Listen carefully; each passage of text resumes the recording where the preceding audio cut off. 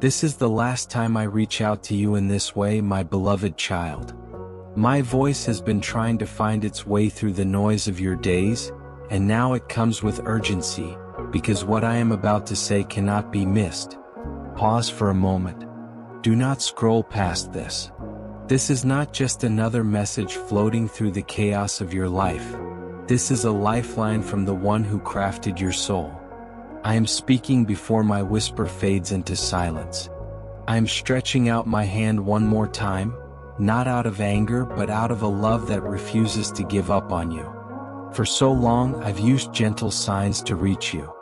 A pressure in your chest that you called anxiety, a moment of pain that you thought was random, a quiet calm at night when everything else felt overwhelming.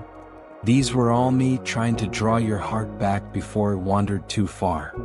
I searched for you in places where you sought escape, in laughter that never fully healed you, in nights where your thoughts grew heavy, in moments where you felt broken but didn't know why. Still, you kept moving, kept ignoring the tug that wouldn't go away. You ran in every direction except the one that leads you home. Yet here I am again asking you, just for a breath, to listen. My words carry no punishment, no condemnation. They are soaked in compassion. Because the moment you have been waiting for is slipping through your fingers faster than you realize. This message did not stumble into your life by coincidence. Heaven guided you here. You are reading these words at the exact second I prepared for you long before you knew you would need them. This moment stands at the crossroads of mercy and choice. And all of heaven is watching, not to judge you, but to witness whether this is the moment you finally turn your heart toward the love that has been chasing you. Even now, the angels stand still, waiting to see if you will open the door I've been knocking on for so long. I am not angry that you ignored me before. I know why you turned away. You convinced yourself that you had more time. You told yourself, one day when I'm ready, when life is calm, when I fix myself. But that one day has arrived without you noticing. The future you assumed you had is dissolving like grains of sand slipping through your hands. My signs were there, in the peaceful days, in the moments of confusion, in the whispers you dismissed as imagination. But you silenced them. You convinced yourself that the quiet voice that said, "Come back," was merely your thoughts. It wasn't. It was my spirit aching for you. I created you for more than the life you've been settling for. Through the storms that should have drowned you, I watched you fight to survive. Through the nights you broke inside but smiled for others, I saw the truth hidden behind your strength. I've seen your heart starve while your hands chased things that could never satisfy you. I've seen the nights you considered giving up, whispering into the dark, "There has to be more." And that whisper was me, breathing hope into the fragments of your spirit. Every unanswered question, every night you stayed awake, every moment you felt lost, I was calling you through all of it. You may try to brush this off as just another message, but in heaven, this moment is known as an intervention of mercy, a final attempt to reach the one I love before the next chapter begins. Not because I am weak, but because I am patient. Because I have waited through your doubts, your delays, your detours, through all the things you placed above me, your phone, your dreams, your pride, your fears. Yet I remained. Even when you pushed me aside, I stayed exactly where you left me.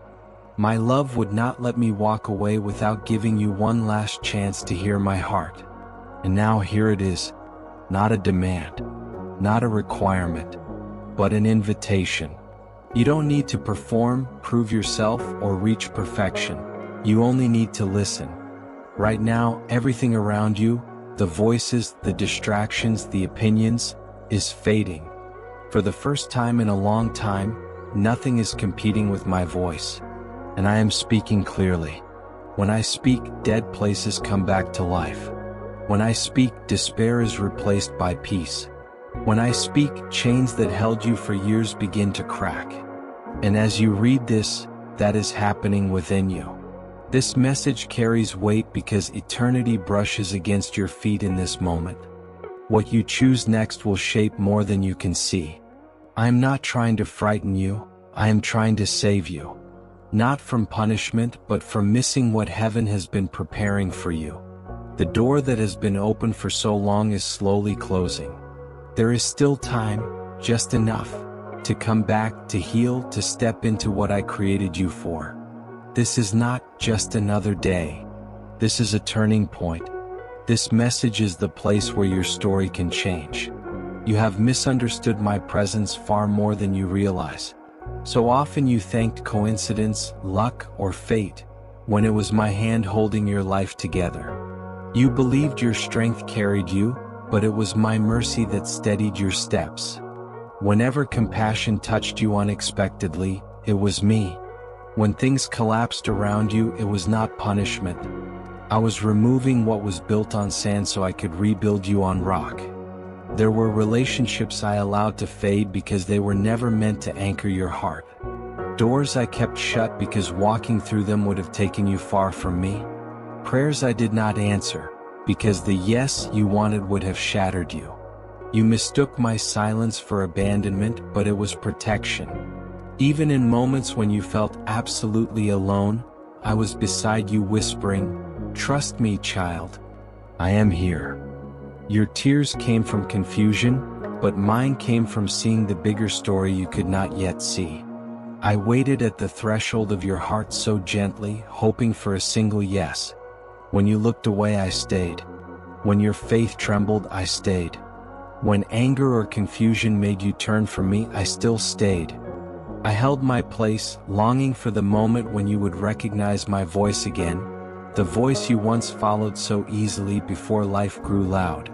You laughed with others, but solitude revealed your loneliness. You told yourself, "Tomorrow I'll pray. Tomorrow I'll return." But tomorrow always borrowed another excuse. Yet I waited, not because you earned my patience, but because I love you. I waited because I know the strength hidden inside your heart, even when you doubted yourself. Heaven knows what waiting feels like. Every day you carried stress into moments I designed for joy. My angels watched you weary yourself with burdens you were never meant to carry. In crowded places they saw your invisible ache. They looked toward me as though asking, "Father, is it time?" And I answered, "Not yet, my child still has hope." My kindness delayed judgment again and again, not because you deserved more chances, but because my love could not bear to lose you. Every sunrise was a silent reminder, I am giving you more time. I shielded you from tragedies you never knew were coming. I removed opportunities that would have destroyed you. I redirected paths you desperately wanted, because they were never meant for your destiny. This was not weakness, it was love. But even patience has its hour. And though my mercy remains vast, the window is not endless. The door that has long been open is slowly closing, not to frighten you but to wake you. My spirit has been calling you back urgently because you believe you have endless time. You tell yourself there will be more chances, more signs, more messages. But listen to me, you are reading these words because heaven weeps and refuses to give up on you. I speak now through tears because this moment may be the final scene before a chapter ends. You asked me for signs. You asked me for confirmation. You asked me for clarity. Here they are. All three. This very message is the evidence you asked of me. There is no guarantee of another tomorrow, but you have this one. I know you fear losing control. You fear pain. You fear surrender. But the weight of holding your world together is crushing you. Everything this world promised would bring you peace has left you more anxious, more tired, more uncertain. My promise is different. I do not give temporary relief. I give everlasting rest. When you come to me, nothing is taken from you except the things that were suffocating your soul. I lift burdens, not blessings. I restore, not destroy. I'm not asking you to perform or prove yourself. I am asking you to open your heart, because you have kept it locked behind fear for far too long. That soft conviction you ignored? That tug in your spirit? That sudden stillness that made you pause your thoughts? That whisper urging you to pray again? That was me. Every time. Even when you brushed it aside, I stayed close. You've been distracted by everything, your schedule, your ambition, your heartbreaks, your fears, and all these things built a wall around your soul. You chase what doesn't last. You seek connection in places that cannot hold your heart. You dismiss the only love that has been yours since the beginning of time. When life grows loud, you drown your loneliness in noise. But it's in the quiet, the stillness you run from, that my voice waits. I do not call you because I disapprove of you. I call you because you belong to me. Pause just for a moment. Let these words sink deeper than your fears. The world tells you to keep moving, keep striving, keep proving yourself. But you were not created to outrun peace. You were created to rest in me. Your indifference has made it harder to hear my whisper, yet here I am speaking again, not with judgment but with grace. This message is not punishment. It is mercy reaching for you one last time before the moment passes. There comes a point when the world grows so loud that grace becomes easier to ignore, and that is why I am speaking now with urgency. I cannot wait forever. I have held back storms, redirected your steps, and given you chances that you didn't even know you needed. Soon, choices will matter more than comfort. Your faith will define your path, not convenience. This is not a threat. It is truth spoken by a father who refuses to lose you. I extend my hand once more, not with anger but with fierce love. I would rather frustrate your plans than watch your soul fall. I would rather break your temporary comfort than lose you for eternity. That is why I am pleading with you now. Come home before the door closes. You don't have to ignore my voice anymore. You don't have to pretend you don't feel this moment stirring your spirit. I'm not offering you more time. I'm offering you a final invitation. Hold on to this moment while heaven still holds it open. Because once it closes, only the echo of unanswered questions will remain. You are still precious to me. So I speak now with clarity, urgency, and unshakable love. I am reaching for you with everything in me, not because you failed, but because I refuse to stop loving you. I am not angry. I am heartbroken. I have watched you drift, not out of hatred for me, but because the world disguised its chaos as comfort and you believed it. You reached for quick joys while I offered everlasting joy. You pursued loves that faded while mine remained beside you. I watched you build your life on foundations too fragile to carry you. You poured yourself into things that crumbled in your hands, and every time they collapsed, your soul cried out for something real. That yearning you feel, that emptiness you keep trying to silence, is your heart remembering its home. You were created for joy, for light, for peace beyond understanding. Yet you have been chasing shadows, and now the darkness feels strangely familiar. But I remember the softer version of your heart, when you paused just to listen to me, when small moments revealed my presence, when the quiet beneath the stars made you feel close to me. Life has grown loud, and the whisper of eternity is easy to miss. But I have never stopped calling you. Even when you wandered, even when you forgot me, I stayed beside you, through chaos, through pain, through the sleepless nights when your spirit trembled. Heaven watched you trade the eternal for the temporary and wept. Not because you were lost, but because you were settling for less than the destiny I shaped for you. It pains me when you believe you must earn my love. It wounds me when fear tells you I have abandoned you. I never left. Not once. I hear even the smallest murmur of your soul. You've built your life on fragile hopes, invested in people and dreams that cannot hold you, chased achievements that leave you empty the very moment you reach them. Your soul is starving. Your pain is speaking. And that ache you feel inside, that deep, persistent longing, is the call of home. This is not punishment. This is love trying one more time to reach you. Know this above all else. Nothing less than my love can fill the hollow inside you. You've often misunderstood the boundaries I placed around your life, seeing them as obstacles, not shelter. When doors closed and people left, you read it as silence or abandonment. Yet every no I allowed was a shield from ruin. I tore down fragile things not to punish you, but to make room for what could stand the test of time. Some people were never meant to stay, some routes were never meant to be taken. Some prayers I let go unanswered because the answer you wanted would have steered you away from your true home. You called my restraint harsh and my quiet distant, and in your grief you wept without knowing why. But I was near, watching, protecting, steering, doing the secret work your heart could not yet understand. I have seen your private, exhausted sobs. I have watched you smile for others while your soul trembled alone. When you felt invisible and convinced the world didn't notice, I watched every tear and every brave breath. Love does not coerce. It cannot force a heart to return. So I stood by the doorway of your life, patient, longing for a single look, a whispered yes, a motion toward home. My compassion has been patient because I believe in who you truly are. Even when you promised, tomorrow I'll come back, tomorrow I'll pray, I held my place. I knew your heart was stronger than its doubt, and I kept waiting, because I see what you can become. Do you recognize the ways I've kept you? When a plan failed at the last second, it was not spite, it was protection.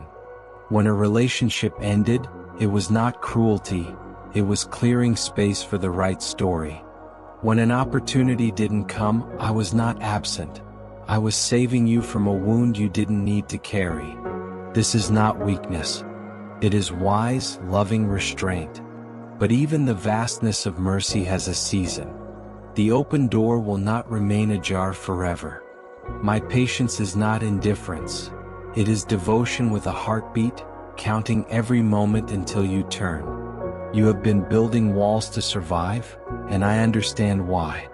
Betrayal, harsh words, and the ache of being let down taught you to trust carefully. Those scars are real and they are not small.